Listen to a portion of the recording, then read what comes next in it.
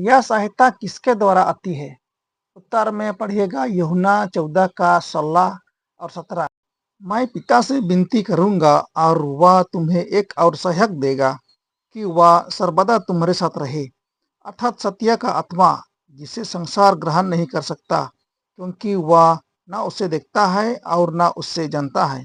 तुम उसे जानते हो क्योंकि वह तुम्हारे साथ रहता है और वह तुम में होगा। परंतु सहायक अर्थात पवित्र आत्मा, जिससे पिता मेरे नाम से भेजेगा, वह तुम्हें सब बातें सिखाएगा और जो कुछ मैंने तुमसे कहा है वह सब तुम्हें स्मरण कराएगा। परंतु जब वह अर्थात सत्य का आत्मा आएगा तो तुम्हें सब सत्य का मार्ग बताएगा, क्योंकि वह अपनी ओर से ना कहेगा, परंतु जो कुछ सुनेगा वही कहेगा और आने वाली बातें तुम्हें बताएगा। यह सहायता पवित्र आत्मा द्वारा आती है।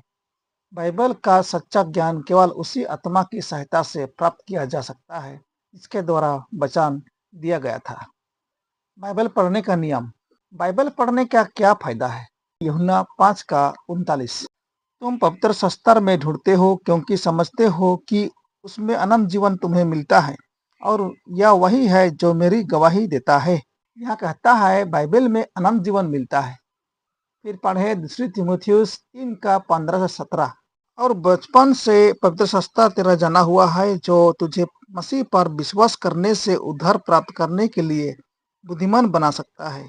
संपूर्ण पवित्र शास्त्र परमेश्वर की प्रेरणा से रचा गया है और उपदेश और समझने और सुधारने और धार्मिकता की शिक्षा के लिए लाभदायक है, ताकि परमेश्वर का जन सिद्ध बने और हर एक भले काम के लिए तत्पर हो जाए। यह कहता है बाइबल हमें उद्धार प्राप्त करने के लिए बुद्धिमान बना सकता है। सवाल 9। अय्यूब के लिए परमेश्वर का वचन कितना महत्वपूर्ण था? अय्यूब 23 का 12 हम पढ़ेंगे। उसकी आज्ञा का पालन करने से मैं न हटा और मैंने उसके वचन अपनी इच्छा से कहीं अधिक काम के जानकर सुरक्षित रखे। अय्यूब अपनी इच्छा से कहीं अधिक काम के जानकर परमेश्वर के वचन सुरक्षित रखा। सवाल 10। बाइबल अध्ययन का कौन सा बढ़िया उदाहरण बाइबल में दर्ज है? उत्तर प्रेरितों के काम 17 का 11 हम पढ़ेंगे। ये लोग तो थिस्सलुनीके के यहूदियों से भले थे और उन्होंने बड़ी लालसा से वचन ग्रहण किया और प्रतिदिन पवित्र शास्त्रों में ढूंढते रहे कि ये बातें यों ही हैं कि नहीं। आमीन। यहाँ पाते हैं कि थिस्सलुनीके के लोग यहूदियों से भले थे, कारण जो बड़ी लालसा से वे वचन ग्रहण किया और प्रतिदिन बाइबल पढ़ते थे और ढूंढते थे कि ये बातें ऐसा ही है कि नहीं। सवाल 11। हमारे बाइबल पढ़ने का क्या उद्देश्य होना चाहिए? उत्तर दूसरी तीमुथियुस 2 का 15। अपने आप को परमेश्वर का ग्रहण योग्य और ऐसा काम करने वाला ठहराने का प्रयत्न कर जो लज्जित होने ना पाए और जो सत्य के वचन को ठीक रीति से काम में लाता हो। हमारे बाइबल पढ़ने का यह उद्देश्य होनी चाहिए कि जो शिक्षा बाइबल पढ़ने के द्वारा मिला है उन्हें थमे रहना है। बाइबल के स्टूडेंट को बाइबल को एक टीचर की भावना से पढ़ना सिखाया जाना चाहिए। हमें इनके पेजों को अपने मतों को पुष्ट करने के लिए, प्रमाण खोजने के लिए नहीं, बल्कि परमेश्वर क्या कहता है या जानने के लिए खोजना चाहिए। सवाल 12।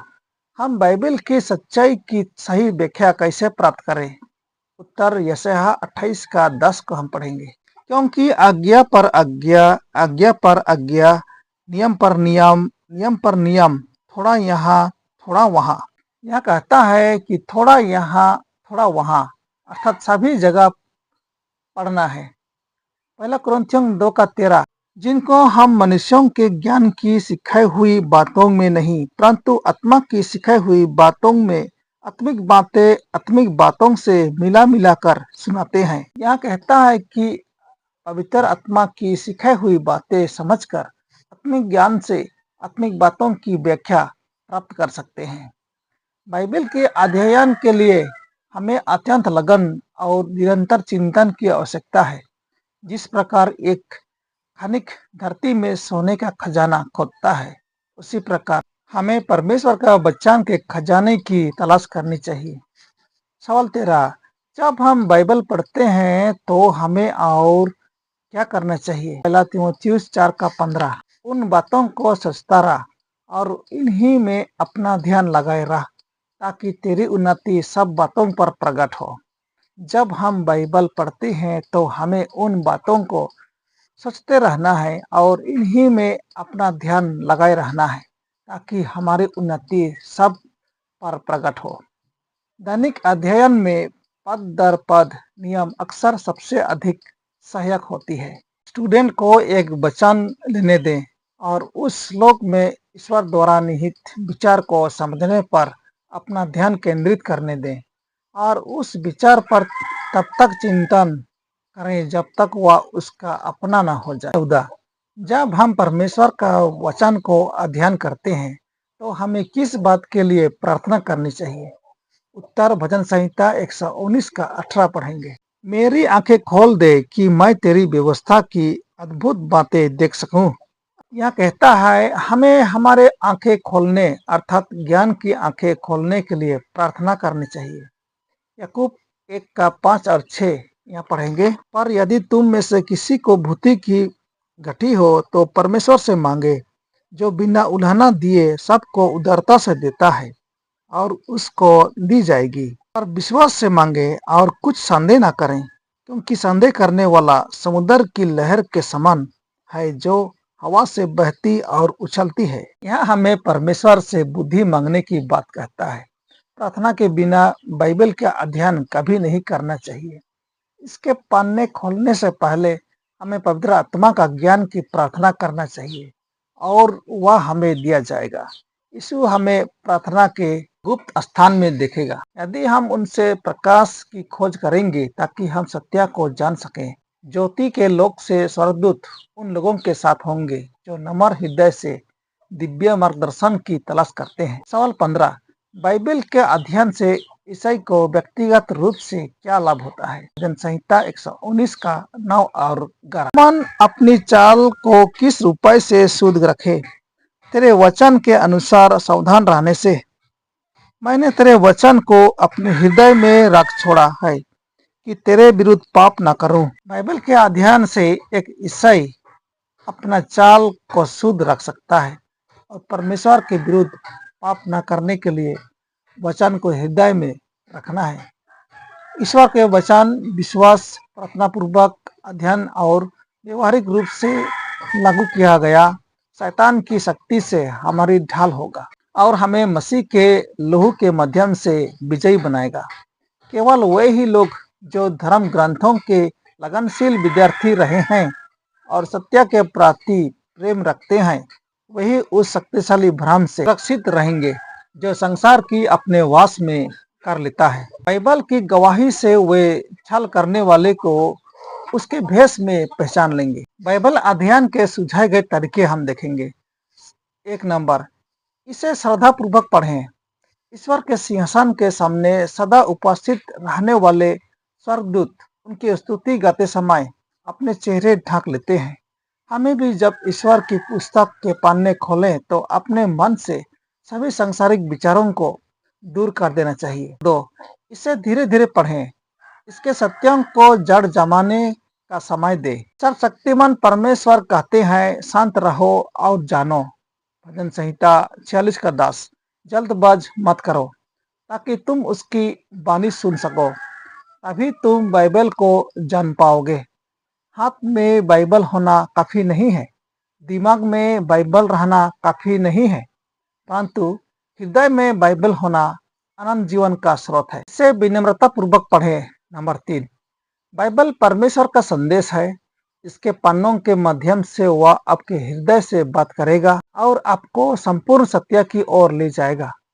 विनम्र, सीखने की इच्छा रखने वाले और आज्ञाकारी भाव से इस बाइबल को पढ़ें और आप उससे सच्ची शिक्षा प्राप्त करेंगे। यीशु ने कहा, यदि कोई उसकी इच्छा पूरी करना चाहेगा तो वह इस शिक्षा को जान लेगा। यूहन्ना 7 का 17। नंबर 4, इससे ध्यान पूर्वक पढ़ें। जब आप किसी अंधेरे कमरे में हैं तो आप उससे खिड़की के पास ले जाते हैं ताकि आपको ज्यादा रोशनी मिल सके। उसी तरह अपनी बाइबल को मसीह के पास ले जाइए अध्यायों और आयतों की संख्या पर इतना ध्यान ना दें जितना अपनी जरूरत पर और उस मदद पर ध्यान दें। आपके पिता अपने वचन के द्वारा आपको भेजने की प्रतीक्षा कर रहे हैं। और याद रखें कि बाइबल को समझने में आपकी प्रगति आपकी प्रार्थना में आपकी लगन से मापी जाएगी। नंबर 5, इसे प्रतिदिन पढ़ें। राष्ट्रपति विल्सन ने कहा, मुझे उन पुरुषों के लिए खेद है जो प्रतिदिन बाइबल नहीं पढ़ते। आज ही प्रेरणा का स्रोत है। आज उसकी बानी सुनो और हर दिन सुनो, एक भी मत चुको या अपने आप से मत कहो कल क्या होगा अगर तुम्हारे लिए कल कभी भी ना आए। नंबर 6, इससे पहले पढ़ें। बाइबल पढ़ने का सबसे अच्छा समय दिन में होना चाहिए और अधिकांश लोगों के लिए दिन में सबसे अच्छा समय सुबह का समय होता है। कोई फर्क नहीं पड़ता कि अन्य किताबें आपके समय और विचार पर अपने दावों को दबाती हैं। जब तक आप बाइबल के साथ कुछ समय नहीं बिताते हैं तब तक एक को ना खोलें। नंबर 7, रात में किताब के पास आइए। दिन परीक्षा और हार, परिश्रम और थकान, दुख और अपमान ला सकता है। जो कुछ भी आया है हमें अभी भी उसकी जरूरत है जो केवल यीशु ही दे सकता है। मेरे पास आओ, मैं तुझे विश्राम दूंगा। मत्ती 11:28। इसका आग्रहपूर्ण निमंत्रण है। केवल एक शर्त है, आओ और उसके पास आना कितना अच्छा है और उसके पास बैठकर उसके वचनों को सुनना। नंबर 8, इसे सबत के दिन पढ़ें। यदि हम सबत के दिन इसे और अधिक पढ़ते हैं तो हमें बाइबल को कितना बेहतर जानना चाहिए। और यदि हम बाइबल को और अधिक पढ़ते हैं हमें सबत को बेहतर रखना चाहिए। कभी कभी हम समय की कमी की दलील पर परमेश्वर के वचन को नहीं पढ़ने के लिए खुद को माफी करते हैं, लेकिन सबत के दिन पढ़ने के लिए अच्छा समय है। परमेश्वर आपको आशीष दे।